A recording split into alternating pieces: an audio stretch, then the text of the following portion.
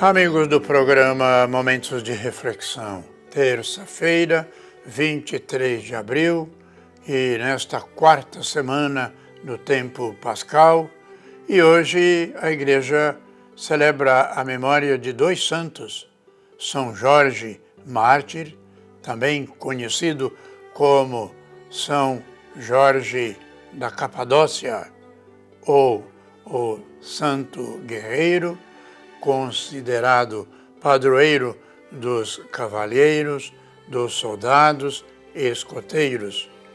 São Jorge é invocado contra a peste, lepra e serpentes venenosas. Para muitos de nós, atribuímos, quando vemos a lua cheia, esta figura do cavalo de São Jorge. E também um santo honrado pelos muçulmanos, que o considera um profeta de Deus. Também recordamos a memória de Santo Adalberto, que nasceu por volta do ano 956, foi bispo de Praga, República Tcheca, e também da Prússia e Polônia.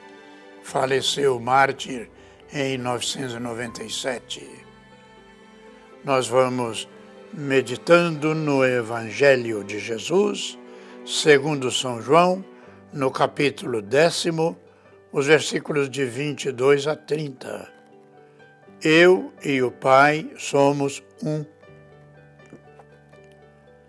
Celebrava em Jerusalém a festa da dedicação do templo. Era inverno, Jesus passeava pelo templo no pórtico de Salomão. Os judeus rodeavam-no e disseram: Até quando nos deixará em dúvida? Se tu és o Messias, dize-nos abertamente. Jesus respondeu: Já vos disse, mas vós não acreditais. As obras que eu faço em nome de meu Pai dão testemunho de mim. Vós, porém, não acreditais, porque não sois de minhas ovelhas. As minhas ovelhas escutam a minha voz, e eu as conheço, e elas me seguem. Eu dou-lhes a vida eterna, e elas jamais se perderão. E ninguém vai arrancá-las de minha mão. Meu Pai, que me deu estas ovelhas, é maior do que todos, e ninguém pode arrebatá-las da mão do Pai. Eu e o Pai somos um.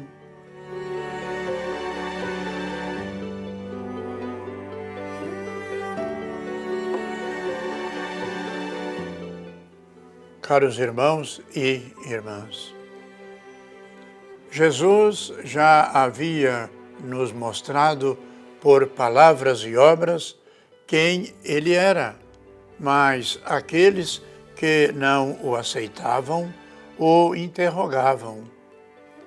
Estes tiveram a oportunidade de acolher Jesus e interiormente eram convidados pela graça de Deus, mas não quiseram acreditar. Quem confia somente em suas próprias ideias torna-se arrogante e não aceita a salvação de Cristo. O Senhor respeita a nossa livre decisão, se queremos ou não a vida e a salvação que Ele, Jesus, veio nos oferecer. Os doutores da lei e os fariseus não eram sinceros, não procuravam a verdade, não queriam acreditar, buscavam só pretextos para acusar Jesus. A fé não é causada por uma evidência que nos tira a liberdade. Crer ou não crer supõe sempre amor e confiança.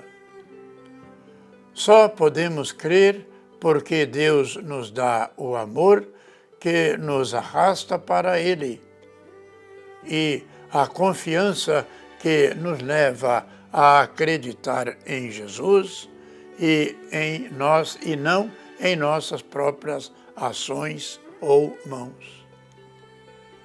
Fé é dom que podemos rejeitar, acolher sinceramente e a escolha depende de cada um de nós. Jesus revela a Deus de maneira total e plena, e a forma como o revela é contundente.